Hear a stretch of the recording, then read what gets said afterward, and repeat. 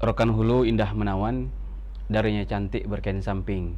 Perkenalkan, saya bernama Irwan, putra asli Pulau Pemping.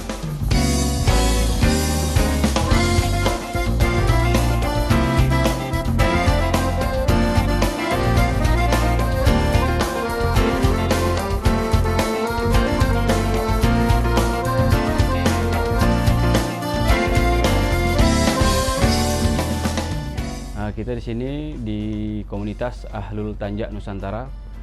Di sini tempatnya penggiat busana warisan tradisional Melayu. Terbentuklah sebuah kedai yang bernama Pondok Warisan Budaya. Jadi di Pondok Warisan Budaya kita terdiri dari 11 orang anggota dengan mempunyai sertifikat pembuat tanjak warisan.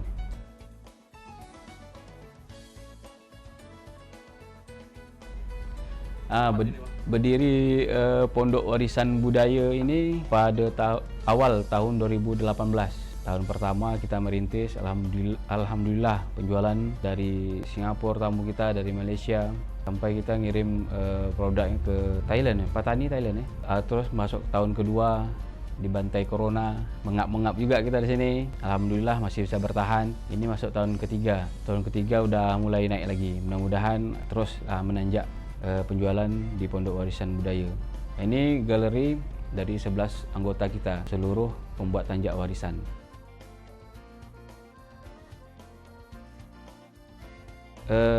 Kebetulan background saya sebagai seorang guru, dulunya saya mengajar tentang kebudayaan daerah. Jadi sampai sekarang cinta saya terhadap budaya Melayu terus saya kembangkan, terutama di bidang tanjak warisan. Dulu ketika pawai budaya, kita mengadakan defile anak-anak dari kelas 3 tuh sampai kelas 4, main drum band. Kita siapkan satu buah kostum, yaitu kostum tradisional Melayu lengkap menggunakan tanjak. Jadi pemain drum band dulu awalnya kita biasanya kan pakai topi tuh. Jadi kita buat beda, kita kombinasikan antara kompang sama drum band. Jadi pemain-pemainnya itu menggunakan tanjak. Dari situ awal ide saya membuat tanjak. Awalnya tanjak kreasi, asal aja. Sampai sekarang barulah lihat rupanya tanjak itu berbagai macam bentuk. Tidak itu aja bentuknya. Jadi sampai sekarang awal dari tahun 2018 kita belajar tanjak warisan.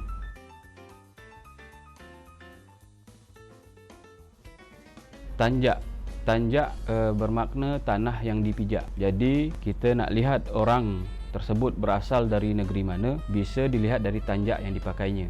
Contoh tanjak yang saya pakai ini tanjak mahkota alam dengan simpul ketupat falas. Simpul ketupat falas ini banyak dipakai di daerah Kepulauan Riau, Sumatera dan Semenanjung Malaysia.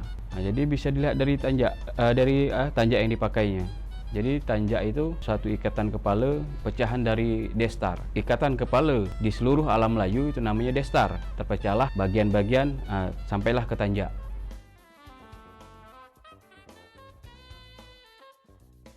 Kalau kita sekarang belajar itu tak ada perbedaan, karena khususnya rumpun Melayu itu saling berkaitan. Jadi ini pernah dipakai di daerah Sumatera, pernah dipakai di daerah Kalimantan, pernah dipakai di daerah Semenanjung Malaysia. Jadi antara kekerabatan Melayu itu ada keterkaitannya. Jadi ini khusus tanjak Kepulauan Riau, jadi di lain tak boleh dipakai, tidak. Jadi tak ada namanya tanjak Malaysia, tak ada tanjak Indonesia. Tanjak tetap memang daerah pemakaiannya, letak di daerah pemakaiannya. Daerah mana itu banyak dipakai.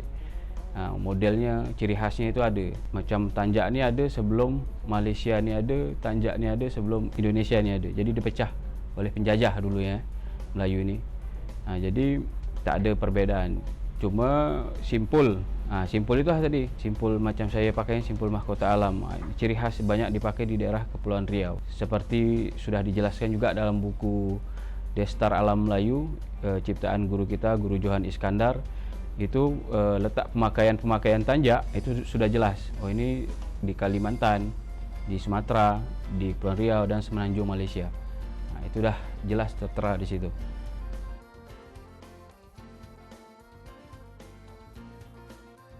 Kalau untuk tanjak warisan, kita paham dulu warisan. Warisan itu suatu hal yang dipelajari secara turun-temurun, ya. Ada gurunya, ada muridnya, terus berkelanjutan sampai sekarang. Kalau kreasi itu karangan baru yang diciptakan seseorang dan nama juga baru, beda dengan nama warisan.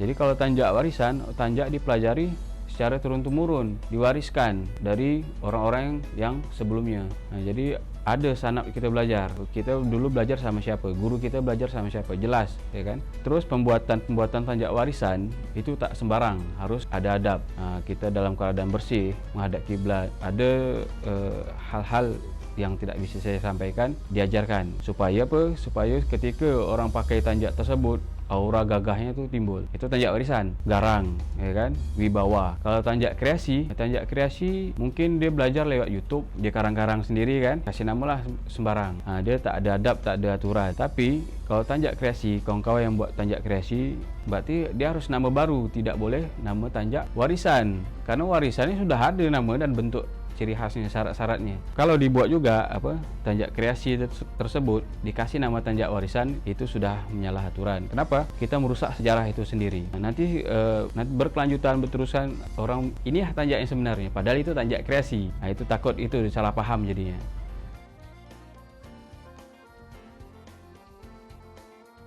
Kita awal seminar tanjak warisan pada akhir tahun 2017 dengan narasumber guru kita, Guru Johan Iskandar, dan awal tahun 2018 kita mengadakan bengkel pertama di Tanjung Balai Karimun. Alhamdulillah disambut langsung pemerintah Kabupaten Karimun. Jadi kita undang Guru Johan Iskandar dari Malaysia ke Tanjung Balai Karimun, terus perwakilan dari setiap daerah yang ada di Indonesia. Yang pertama dari Batam, Balai, Pinang, terus dari Dumai, dari Pekanbaru, dari Pontianak. Alhamdulillah kita kumpul semua perwakilan di situ di Tanjung Balai awal tahun 2018.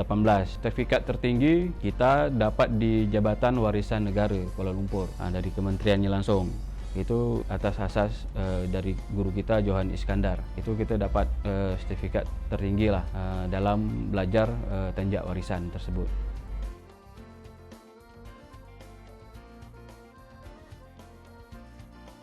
Seorang guru itu sangat penting, ya, apalagi dia pakar, peneliti, pengkaji sejarah. Jadi dia tahu betul asal-usul tanjak tersebut. Jadi tidak ngasal, dan kita belajar pun kita berani mempertanggungjawabkan apa yang kita belajar. Ya, kalau basic orang tersebut dia hanya meniru, ketika ada adu argumentasi kita minta dipertanggungjawabkan di lembaga adat misalnya, kita tak kuat, nanti kita dihujah, malah direndahkan. Kenapa? Kekuatan ilmu kita tadi tidak kuat. Kalau kita ada guru kita basic ilmu yang kuat, pengkajiannya, dia dah nyiptain buku, wah kita pun berani, kita berani mempertanggungjawabkan apa yang kita belajar.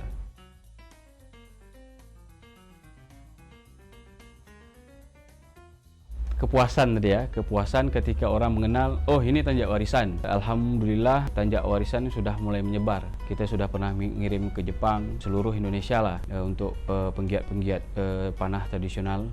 Nah, itu kita pernah mengirim.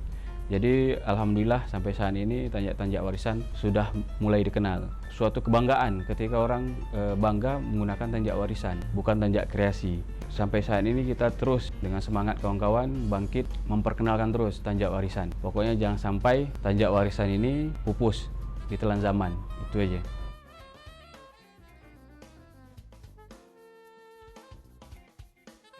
Sangat penting karena itu merupakan jadi edukasi untuk pengunjung. Terus ketika orang itu pulang ke kampung halaman, dia tahu apa yang dia bawa. Jadi itu suatu pembelajaran, ya, apa yang dia beli, dia tahu penjelasannya. Ketika orang nanya, "Kau pakai apa nih?" Atau "Kamu pakai apa? Ini tanjak." "Apa itu tanjak?" Dia bisa jelaskan ke keluarga atau saudara atau temannya. Ini tanjak yang saya pakai, tanjak contohnya mahkota alam. Mahkota alam ini dulu ini dipakai orang-orang yang ahli agama, orang-orang yang bisa menguasai dua alam, antara alam gaib dan alam nyata. Nah, jadi itu dia bisa mempertanggungjawabkan apa yang dia pakai.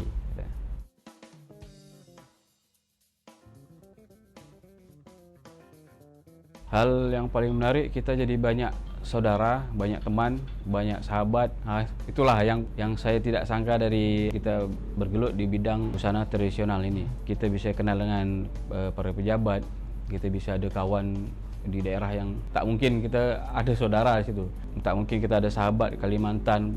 Pokoknya gara-gara tanjak ini kita banyak kenal dengan orang-orang. Itu suatu luar biasa yang kita dapat dari menggeluti tanjak warisan ini.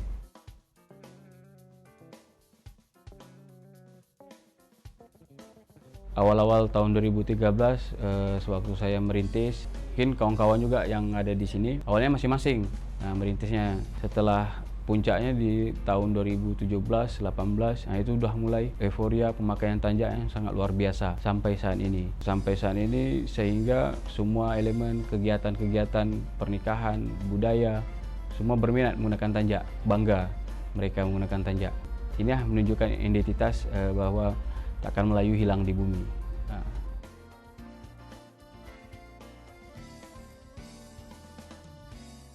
Selain tanjak, di Pondok Warisan Budaya khususnya kita ada pantun, buka tali lawa, serah terima hantaran. Kita ada tim juga kan, ada tim kompang, ada perguruan silat. Jadi di sini alhamdulillah setelah kita bergeluti di bidang busana tradisional, itu jadi PR juga buat kita nih. Ini apa lagi nak kita kembangkan? Tak mungkin baju aja nih. Jadi yang berkaitan dengan kegiatan-kegiatan Melayu, budaya Melayu yang menggunakan busana itu kita ikut sertakan juga. Jadi ketika ada acara adat kita menggunakan busana, itu sekaligus kita mempromosikan baju warisan tadi. Beginilah baju tradisional Melayu dahulunya ketika dipakai orang-orang dahulu, biar lebih dikenal lah gitu. Nah, jadi ada timbal baliknya.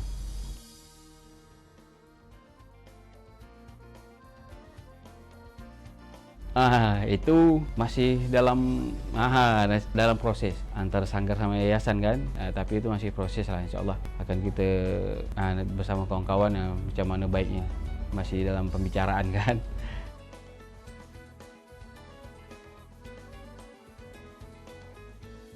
Untuk anak-anak muda yang ingin belajar atau mengetahui tentang busana tradisional Melayu, boleh datang ke Pondok Warisan Budaya. Kalau untuk mengajar saat ini, karena kita belum dapat sijil untuk mengajar. Jadi untuk mengajar pun dalam adab Melayu, dalam Melayu ini ada adabnya, tak sembarang juga. Jadi kalau kita sudah dapat sertifikat untuk mengajar, baru boleh kita sah untuk mengajar. Kenapa? Karena ada hal-hal yang di alam Melayu ini, warisan alam Melayu, tidak boleh sembarang. Memang harus ada adab dan aturannya. Tapi kalau untuk mengetahui sejarah penggunaan, sejarah pemakaian, tentang asal-usul, kita siap memberikan informasi pada teman-teman yang ingin mengetahui secara jelas. Kalau untuk belajar, kalau memang ada informasi kegiatan bengkel pembuatan daster alam Melayu, nanti kita informasikan.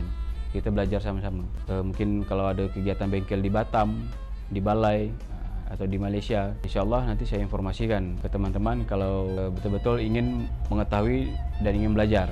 Nanti kita bisa share di fanpage Facebook di Pondok Warisan Budaya, nanti kita informasikan di situ. Dan Facebooknya satu lagi, Ahlul Tanjak Nusantara.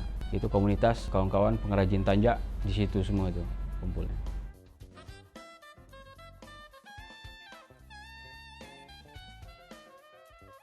Memang kemauan dari hati ya, tak bisa dipaksakan. Kalau anak-anak muda tersebut kurang suka dengan budaya atau tradisional, susah. Jadi PR buat kita, buat teman-teman dari terus saya, ini PR bagaimana mengangkat sejarah budaya itu jadi lebih menarik. Jadi kawan-kawan yang lain pasti penasaran ya, gini ya, kok macam gini ya, bagus ya. Jadi itu PR kita supaya lebih mengenalkan lagi tentang budaya, khususnya busana tradisional Melayu.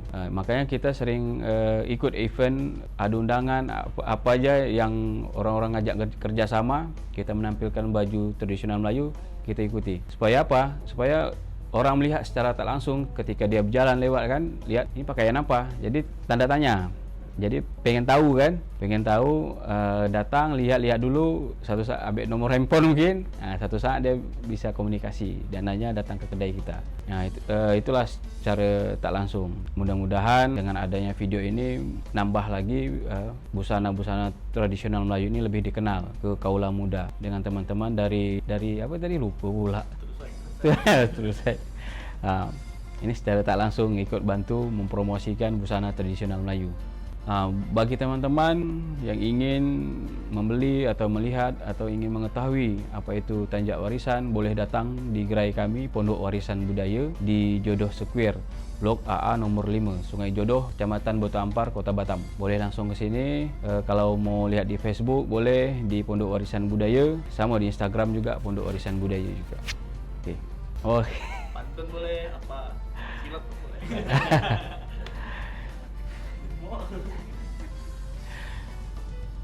Harum sungguh buahku ini sama harumnya daun selasih.